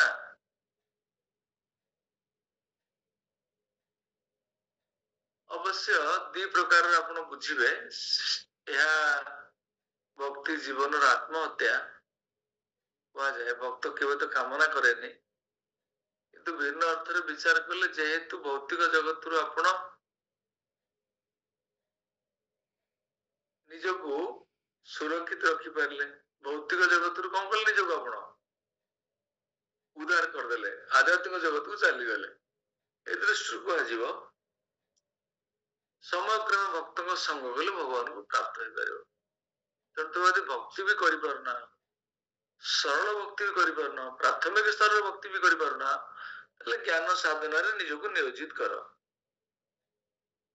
पुणी कहले ज्ञान ठार ध्यान उन्नत कारण ध्यान रे परमात्मा को बासे ज्ञान आत्मानुभव एवं ध्यान ठारू कर्मफल त्याग उत्तम कहीं कर्मफल त्याग भक्तिर प्रारंभिक स्तर ध्यान तो भक्तिर स्तर ही नुहे ध्यान तो आउ गोटे अनुभव बुझेगा कि नहीं कर्म ज्ञान ध्यान भक्ति भक्ति सबुठ श्रेष्ठ ଭକ୍ତିର ନିମ୍ନ ସ୍ତର ହେଲେ ବି ସେ ନିଶ୍ଚୟ ଜ୍ଞାନ ଏବଂ ଧ୍ୟାନ ଠାରୁ ନିଶ୍ଚୟ ଉତ୍କୃଷ୍ଟ। ଜ୍ଞାନ ଠାରୁ ଧ୍ୟାନ ଉତ୍କୃଷ୍ଟ ଏବଂ ଧ୍ୟାନ ଠାରୁ କର୍ମଫଳ ତ୍ୟାଗ ଉତ୍ତମ, କାରଣ ଏ ପ୍ରକାର ତ୍ୟାଗ ଦ୍ୱାରା ବ୍ୟକ୍ତି ମାନସିକ ଶାନ୍ତି ଲାଭ କରେ।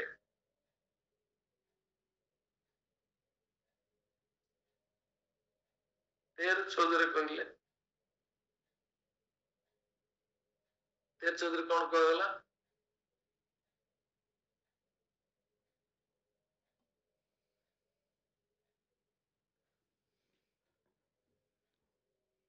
ये पढ़ंतु 13-14। हरे हरे कृष्ण प्रभु प्रभु धन्यवाद। पढ़ंतु।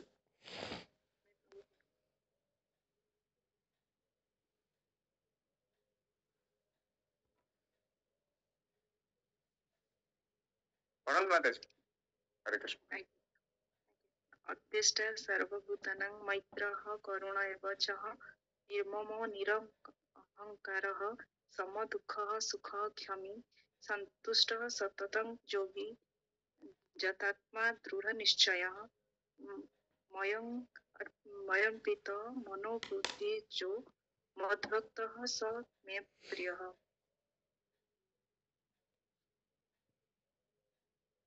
जे हिंसात्मक नुहे बरं समस्त जीवर एक कारुणिक बंधु अटे, से निजको अधिकारी बोली भावे नहीं। जे अहंकार शून्य एवं सुख दुख सब अवस्था समभावापन्न, जे सर्वदा संतुष्ट सहनशील आत्मसंयमी एवं दृढ़तार सहित भक्ति जोगरे सेवारत एवं जहार मन बुद्धि मो ठारे युक्त होइताए, से मोर अति प्रिय अटे। धन्यवाद। एटी भगवान गोटे भक्तर गुणावली विषय वर्णना कर माने मोर हृदय को आकर्षण करें, मत आकर्षण करें को माने को प्रकार गुण हवा दरकार। ए श्लोक से हिंसात्मक नुहे, हिंसात्मक नुहे माने तार कौन कर्म क्या दुख प्रदान कर, से हिंसात्मक नुहे। एभली व्यक्ति जगत किए अछंती, किए अछंती आपणकर किछि कर्म क्या दुख दे जीवन रे,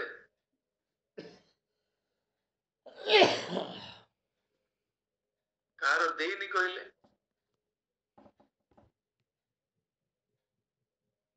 आज पर्यंत आपणकर एभली किछि कर्म क्या दुख प्रदान करिछि कि कार? निश्चय करछि प्रभु, अनेक थर माने दुख तो आगुना क्या दुख है प्रभु। ताहले आपण नॉन भायोलेंट नुहते, आपण भायोलेंट। एबे भक्ति कला पर सब हां भक्ति कला पर सब नष्ट हला कहूछि। तेणु जदि कौनसी कर्म क्या दुख दिए बा क्या प्रभावित करे, से कर्म हिंसात्मक अटे। जे हिंसात्मक नुहे बरं समस्त जीवर कारुणिक बंधु अटे। भगवान जो भाव में सब जीवर सुहृद, तीन प्रकार बंधु अछंती। मैं प्रसंग रे कथा होतले, जड़े बंधु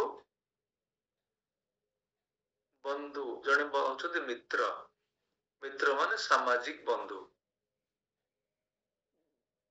सामाजिक संपर्क रे जो बंधु था मित्र कहा जाए। बंधु द्वितीय नंबर है बंधु। बंधु माने मोर जो ऑफिशियल संपर्क, मोर अनुष्ठान रे जेकोसी अनुष्ठान में कर्म कर और सहकर्मी मान सहित संपर्क। बंधु सुहृद के सुहृद होचंती जी कौन सी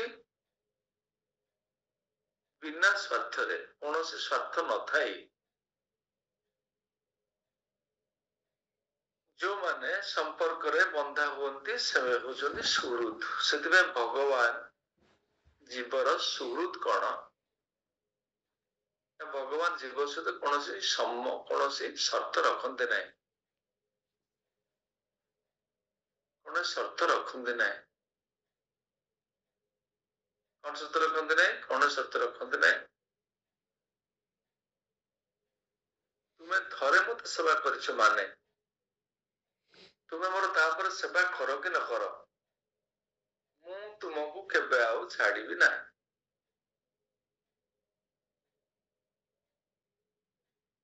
କି କଣ କୃଷ୍ଣଙ୍କର ଇନ୍ଦ୍ରଜାଲ ନା କଣ?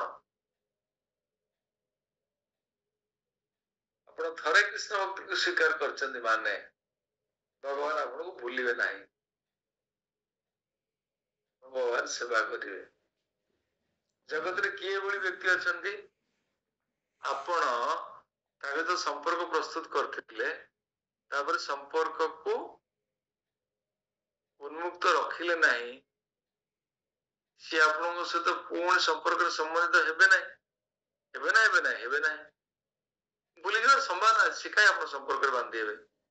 ଆପଣ ତାଙ୍କୁ ସର୍ଭିସେସ୍ କଲେନି, ସିଏ ଆପଣଙ୍କୁ ବୋତଲେ ମଦ, ଆପଣ ତାଙ୍କୁ ବୋତଲେ ମଦ ଦଉଥିଲେ, ସମ୍ପର୍କ ଥିଲା, ସେ ମଦ ବୋତଲ ବନ୍ଦ ହେଇଗଲା, ସିଏ ଆପଣଙ୍କ ପାଖକୁ ଆସିବେନି, ଆଉ ସମ୍ପର୍କ ସେ ଭାଙ୍ଗିଗଲା। ସପ୍ତମୂଳକ ସମ୍ପର୍କ ଏଇଟା, ସପ୍ତମୂଳକ ସମ୍ପର୍କ ନା ନାଇଁ? ନା କଣ ଏଇଟା? କୋଉ ସମ୍ପର୍କ?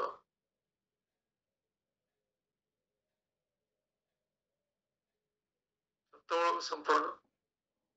ତେଣୁ ଭୌତିକ ଜଗତରେ ଯେତେ ସମ୍ପର୍କ ଯାହାର ଜୀବାତ୍ମା ସହିତ ଜୀବାତ୍ମାର ଅଛି, ସେ ହଉଛି ସତ୍ୟପୂର୍ଣ୍ଣ ସମ୍ପର୍କ।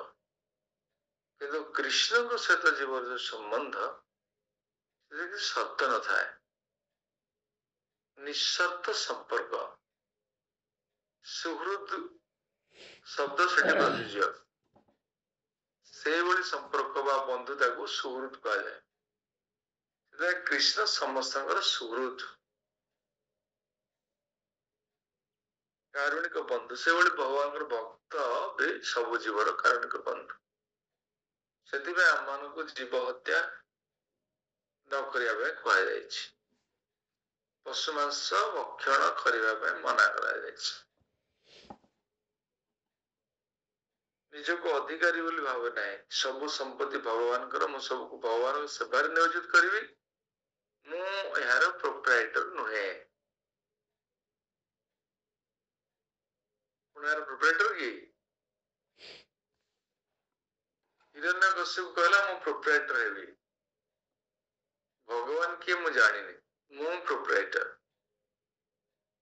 ମୁଁ ଶାସନ କରିବି, ମୁଁ ରାଜା। ରାବଣ ସେ କଥା କହିଲା, କଂସ ବି ସେ କଥା କହିଲା।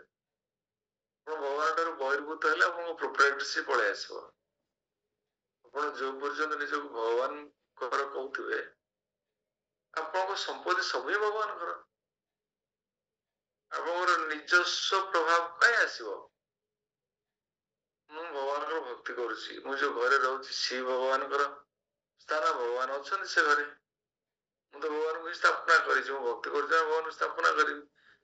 ତେଣୁ ଭଗବାନ ମୋର ପରମ ପିତା, ଭଗବାନ ମୋର ସ୍ୱାମୀ, ଭଗବାନ ମୋର ସଖା, ମୋର ପିତା। ତେଣୁ ଘରଟା ପ୍ରଥମେ ତାଙ୍କର, ମୁଁ ତାଙ୍କର ଦାସ। ଏଠି କଣ ହେଲା? ପ୍ରୋପ୍ରାଇଟରସିପଟା କଣ ହଉଛି? ରହିବନି। ଭକ୍ତି କଲେ ପ୍ରୋପ୍ରାଇଟରସିପ ରହିବନି, ଭକ୍ତି ନ କଲେ ପ୍ରୋପ୍ରାଇଟରସିପ ରହିବ। ଆରେ ମୁଁ ତ ସବୁ ଅର୍ଜନ କରିଛି, ଈଶ୍ୱର ତ ହକଦାର ମୁଁ, ଏସବୁର ଉପଭୋଗକାରୀ ମୁଁ, ଭଗବାନ ସହିତ କିଛି ରହିବ ନାହିଁ। ସେଥିପାଇଁ ନିଜକୁ ଯିଏ ଅଧିକାରୀ ବୋଲି ଭାବେ ନାହିଁ, ସେ ଅହଙ୍କାର ଶୂନ୍ୟ ସ୍ୱାଭାବିକ, ତାର ଅହଙ୍କାର ତ ରହିବ ନାହିଁ।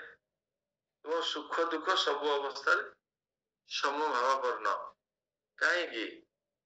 ସୁଖ ଏବଂ ଦୁଃଖ ଯାହା ହିଁ ଜୀବନରେ ଆସୁଛି, ତାହା ହିଁ ସବୁ କୃଷ୍ଣଙ୍କର ଯୋଜନା।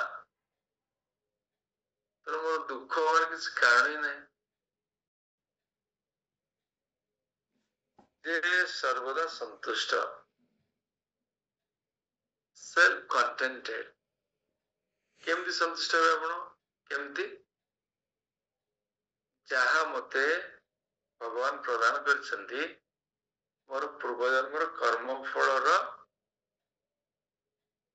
ଅନୁପାତରେ ମତେ এইଭଳି ଜଗତରେ ମତେ ପ୍ରାପ୍ତ ହେଇଛି ବା ମୁଁ ପ୍ରାପ୍ତ ହେଇଛି।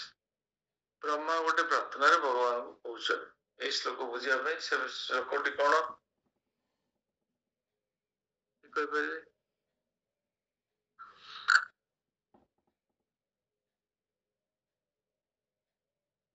କି କହିବେ? ଆଉ ଥରେ କୁହନ୍ତୁ, ବୁଝିପାରିଲି। ବ୍ରହ୍ମା କୋଉ ଶ୍ଲୋକରେ ଭଗବାନଙ୍କୁ ପ୍ରାର୍ଥନା କରିଛନ୍ତି, ଯାହା ମୁଁ ଭୋଗ କରୁଛି ଜୀବନରେ ସୁଖ ଦୁଃଖ, ତାହା ହିଁ ମୋ କର୍ମଫଳ। ଏଇ ଅନୁଭବ ଆପଣଙ୍କୁ ସବୁବେଳେ ସନ୍ତୁଷ୍ଟ ରଖିବ। ଏଟା କୋଉ ଶ୍ଲୋକ?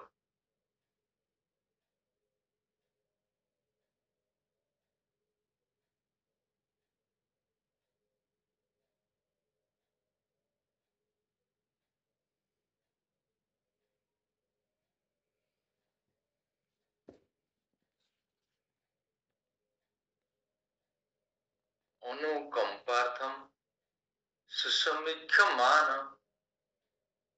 भुञ्जानैवात्मम् आत्मकृतम्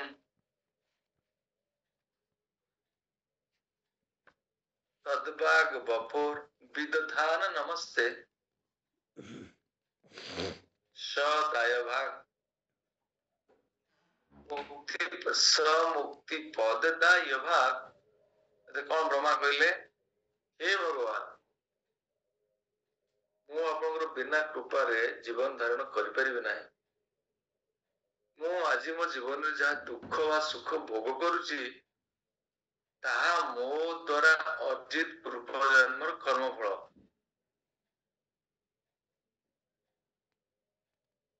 କିନ୍ତୁ ଆପଣଙ୍କର କୃପା ମୋ ଜୀବନରେ ଏକାନ୍ତ ଅପରିହାର୍ଯ୍ୟ। ଆପଣଙ୍କର କୃପା ନହେଲେ ମୁଁ ଆପଣଙ୍କର ଭକ୍ତି କରିପାରିବି ନାହିଁ। ସେଥିପାଇଁ ମନ ବାକ୍ୟ କାୟାକୁ ଯିଏ ଏଇ ଭାବନାରେ ଭଗବାନଙ୍କ ସେବାରେ ବିନିଯୋଗ କଲା, ସିଏ ଭଗବାନଙ୍କର କୃପା ପାଇବା ପାଇଁ ଦାୟ ଭାଗ ସମ୍ପୂର୍ଣ୍ଣ ଯୋଗ୍ୟ ପ୍ରାର୍ଥୀ। ବ୍ରହ୍ମାଙ୍କର ଅନୁଭବ, ତେଣୁ ଏଠି ସର୍ବଦା ସନ୍ତୁଷ୍ଟ ରହିବେ ଏଇ ଅନୁଭବରେ। ଆପଣ କହିବେ ମୁଁ କୃଷ୍ଣ ଭକ୍ତି କରୁଛି, ଦୁଃଖ ମୋର ଯାଉନି, ବାରମ୍ବାର ଦୁଃଖ ପ୍ରତ୍ୟେକ ଦିନ, ମୋର କୌଣସି କର୍ମ ସୁଚାରୁ କରିପାରୁନି, ପରୀକ୍ଷାରେ ମୋ ପୁଅ ଫେଲ ହଉଛି, ମୋ ସ୍ୱାମୀର ଦେହ ଖରାପ ହଉଛି, କିଛି ଅର୍ଥ ଆମକୁ ମିଳୁନାହିଁ, ଖାଇବା ପିଇବାରେ କିଛି ଉନ୍ନତି ନାହିଁ, କଣ ପାଇଁ ମୁଁ ଭକ୍ତି କରିବି? ଏ ପ୍ରକାର ବିଦ୍ରୋହ ମନରେ ଆସୁଛି ନା ନାହିଁ?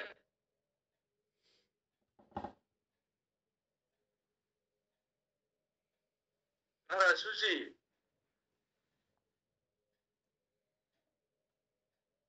ଆସୁନାହିଁ ତ? ନାଇଁ ପ୍ରଭୁ। ପ୍ରଭୁଜୀ, ପ୍ରଭୁ ଆପଣ ଯୋଉ କହିଲେ ସେଇଟା ବ୍ରହ୍ମ ସଂହିତାରୁ ନା ଆପଣ ଶ୍ଲୋକଟା କହିଲେ ଏବେ? ଭାଗବତ ଭାଗବତ ଦଶମ ସ୍କନ୍ଧ। ତତ୍ତେ ଅନୁକମ୍ପାಂ ସୁସमीक्ष मान भुञ्जान एवत्म आत्मकृतं विपाकं तद्भाग वपुर्वि विदधान नमस्ते ते मुक्ति पदे वन्तिदाय भाग। दशम स्कंद भागवत ହେଲା। ସେ ସବୁବେଳେ ସନ୍ତୁଷ୍ଟ, ସହନଶୀଳ, ସ୍ୱାଭାବିକ ଭକ୍ତ ସବୁକୁ ହିଁ ଟଲେଟ କରେ, ଆତ୍ମ ସଂଯମୀ, ଦୃଢତାର ସହିତ ଭକ୍ତି ଯୋଗରେ ସେବାର ଏବଂ ଯାହାର ମନ ବୁଦ୍ଧି ମୋ ଠାରେ ଯୁକ୍ତ, ସେ ମୋର ଅତ୍ୟନ୍ତ ପ୍ରିୟ ଅଟେ। 15 ନମ୍ବର ଶ୍ଲୋକରେ ସେ କଥା କହୁଛନ୍ତି, ଯାହା ପାଇଁ କେହି କୌଣସି ଅସୁବିଧାରେ ପଡନ୍ତି ନାହିଁ ଏବଂ ଯେ ଆଦୌ କୌଣସି ପରିସ୍ଥିତିରେ ଉଦ୍ବିଗ୍ନ ବା ବିଚଳିତ ହୋଇ ପଡେ ନାହିଁ, ସେ ସୁଖ ଦୁଃଖ ଭୟ ଦୁଶ୍ଚିନ୍ତା ଆଦି ସବୁ ଅବସ୍ଥାରେ ସମଭାବନ, ସେ ମୋର ଅତି ପ୍ରିୟ। ତେଣୁ ଭଗବାନ ତାଙ୍କର କିଏ ଅତ୍ୟନ୍ତ ପ୍ରିୟ ସେ ବିଷୟରେ କହୁଛନ୍ତି। ଯେଉଁ ଭକ୍ତ ସାଧାରଣ କର୍ମଧନ୍ଦାରେ ନିର୍ଭରଶୀଳ ନୁହେଁ, ଯେ ଅତି ବିଶୁଦ୍ଧ ପବିତ୍ର ଦକ୍ଷ ଉଦାସୀନ ଦୁଃଖ ମୁକ୍ତ ଏବଂ ଯେ କୌଣସି ଫଳ ଲାଭ ଆଶା କରେ ନାହିଁ, ସେ ଭକ୍ତ ମୋର ଅତି ପ୍ରିୟ ଅଟେ।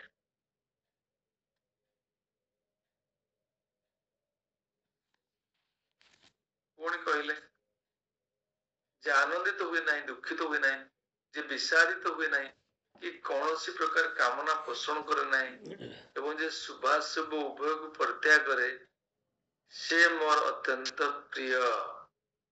ଯେ ଶତ୍ରୁ ମିତ୍ରଙ୍କ ପ୍ରତି ସମଭାବାପନ୍ନ, ଯେ ମାନ ଅପମାନରେ, ଶୀତ ଗ୍ରୀଷ୍ମରେ, ସୁଖ ଦୁଃଖରେ ଏବଂ ନିନ୍ଦା ପ୍ରଶଂସାରେ ସମଭାବାପନ୍ନ, ସେ ସମସ୍ତ ସଙ୍ଗ ବର୍ଜିତ, ସର୍ବଦା ମୌନୀ ଏବଂ ଯାହା କିଛି ପାଇଲେ ବି ସନ୍ତୁଷ୍ଟ, ଯେକୌଣସି ସ୍ଥାନରେ ନିବାସ ମିଳିଲେ ବି ସନ୍ତୁଷ୍ଟ, ସେଥିପାଇଁ କିଛି ଭାବେ ନାହିଁ। ଯେ ଜ୍ଞାନରେ ଦୃଢ ଏବଂ ଭକ୍ତି ଯୋଗରେ ସେବାର, ସେ ମୋର ଅତି ପ୍ରିୟ ଅଟେ।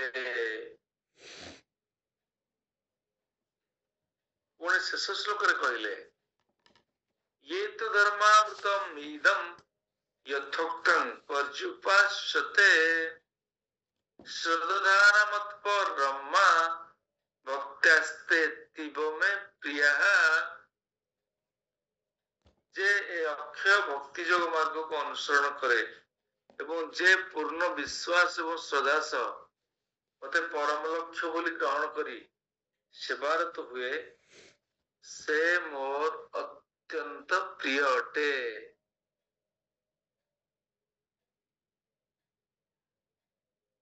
ଏସବୁ ଭଗବାନ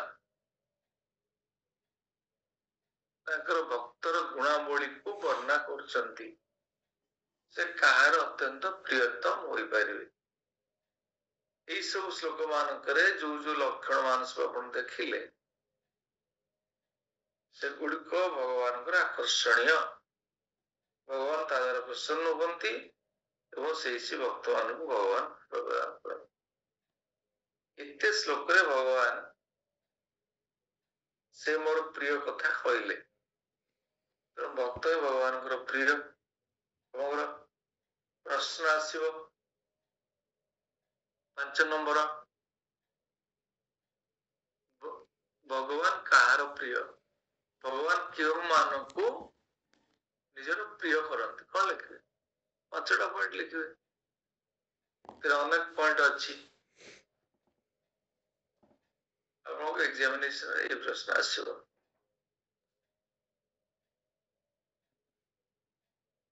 ତେଣୁ ଏ ଭକ୍ତି ଯୋଗର ଏଇ 12 ନମ୍ବର ଅଧ୍ୟାୟ ଶେଷ ଅଧ୍ୟାୟ 7, 8, 9, 10, 11, 12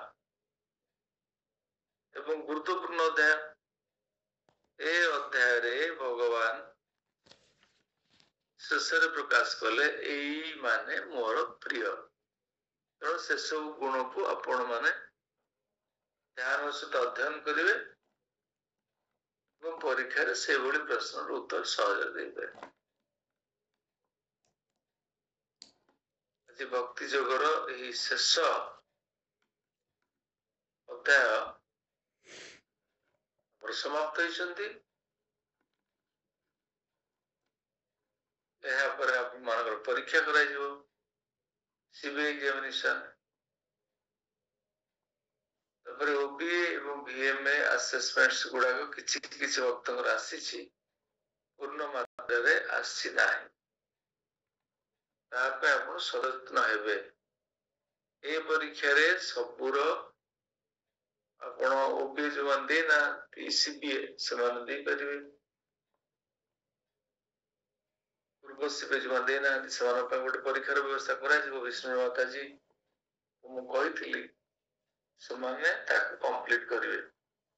ଏବେ ଯୋଉ ଏକ୍ସାମିନେସନ ହବ ସିବିଏ ସମସ୍ତେ ଦେବେ ଯୋଉମାନେ କ୍ଲାସେସ୍ ଆସୁଛନ୍ତି। ପୂର୍ବର ସିବିଏ ଯୋଉମାନେ ଦେଇନାହାନ୍ତି ସେମାନେ ଡେଟ୍ କହିଲେ से डेट ऑर्गेनाइज करिवे आ वर्ज मेमोराइजेशन वीएम में तो समस्त निश्चय देवे किछि अनेक वर्तमान दे नांती तापर हमर ए यूनिट समाप्त हो बुझि पारले हरे कृष्ण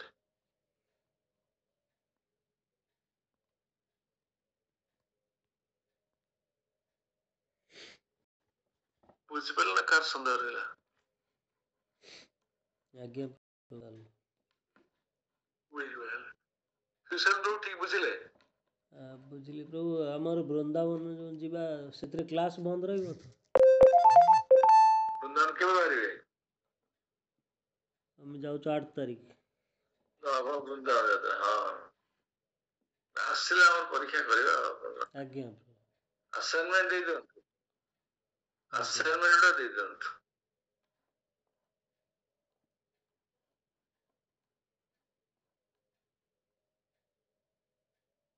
ହେଲା आज्ञा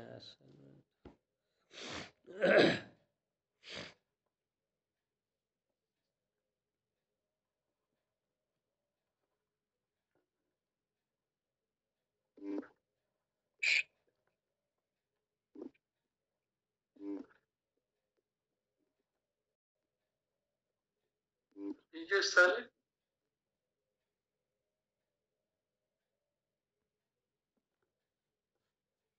ଆମର ବିଷ୍ଣୁରାଧେ ସବୁ ସର ଆସାଇନମେଣ୍ଟ ସବୁ ଲେଖୁଛନ୍ତି ତ କାହାର ଆସାଇନମେଣ୍ଟ ଆସିନି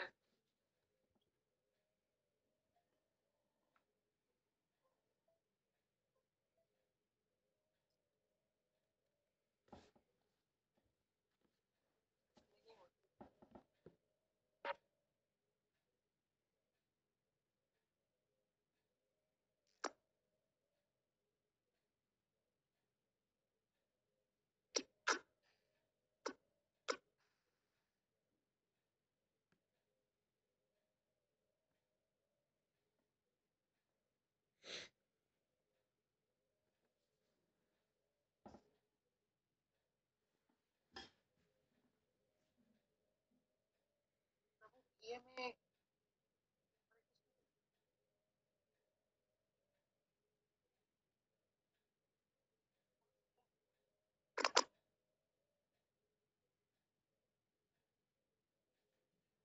तो दीदी जी समझते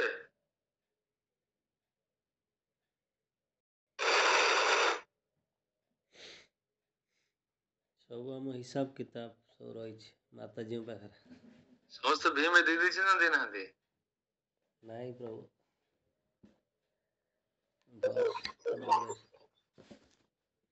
ମୁଁ ଦେଇ ସାରିଛି ଲୋ मोर सब भीम में दीदी चंदी ଆଜ୍ଞା ୟୁନିଟ୍ दीडे यूनिट अच्छा ଆଜି very ଗୋଟେ good ଆଜି ଗୋଟେ ठीक है हम देख रहे हो इसके ଆଉ ଓବି ଦେଇ ସାରିଛି ମତେ ଗୋଟେ हाँ बहुत सुंदर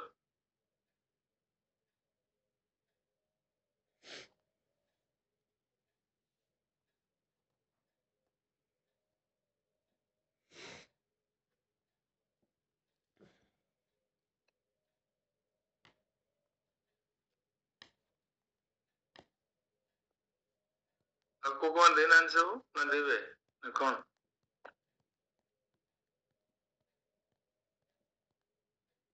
कृष्ण प्रभु मोर ओबी दीटा मैं दे सारछि बीएम रो भी ଗୋଟେ पार्ट दे दी प्रभु आ टिके अछि बीएम रो यूनिट हां यूनिट 2 रो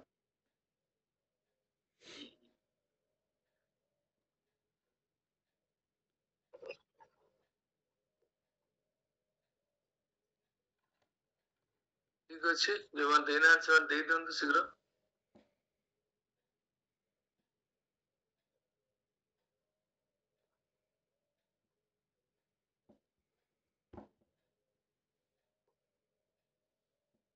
काली हमरो क्लास हवा ना प्रभु काली शनिवार पहले क्लास वो कल तो एग्जामिनेशन वर्तमान आसलाणी एबे तो यूनिट सरला माने ଆପଣ ବର୍ତ୍ତମାନ ଏକ୍ସାମିନେସନ ଦେଲା ପରେ ପୁଣି ନେକ୍ସଟ ୟୁନିଟ୍ ଯିବେ। ଏକ୍ସାମିନେସନ ସିବିଏ ହବ, କାଲି ତ ଆଉ ହେଇପାରିବନି ନା, କାଲି ଆପଣ ସବୁ ଦେଇଦେବେ ସିବିଏ? ନାଇଁ ପ୍ରଭୁ, ନାଇଁ ପ୍ରଭୁ, ସିଏ ଆମେ ସେ ବୃନ୍ଦାବନ ଯିବୁ ପ୍ରିପାରେସନ। ସୁଦାମ ପ୍ରଭୁ ବି ଯିବେ ବୃନ୍ଦାବନ। ବୃନ୍ଦାବନ ଗଲେ ଆପଣ ପୁଣି ଫେରିବେ କେବେ? ଆମେ ସେଇ 16 ରେ ପ୍ରଭୁ, 15 ପରେ 15 ତାରିଖ 16 ତାରିଖ ପହଞ୍ଚିବୁ। ଆମେ ସେଇ ପର୍ଯ୍ୟନ୍ତ ରଖିବାକୁ ପଡିବ ଆମକୁ ପରୀକ୍ଷା। ଆଜି ତ ହେଲା ଆମର 4 ତାରିଖ।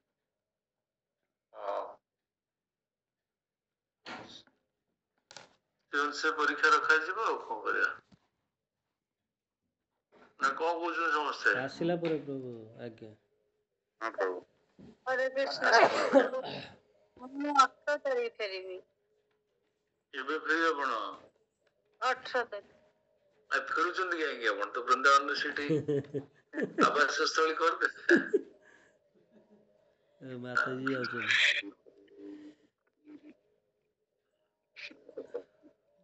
ଯେବେ ଫେରିବେ ଆଉ।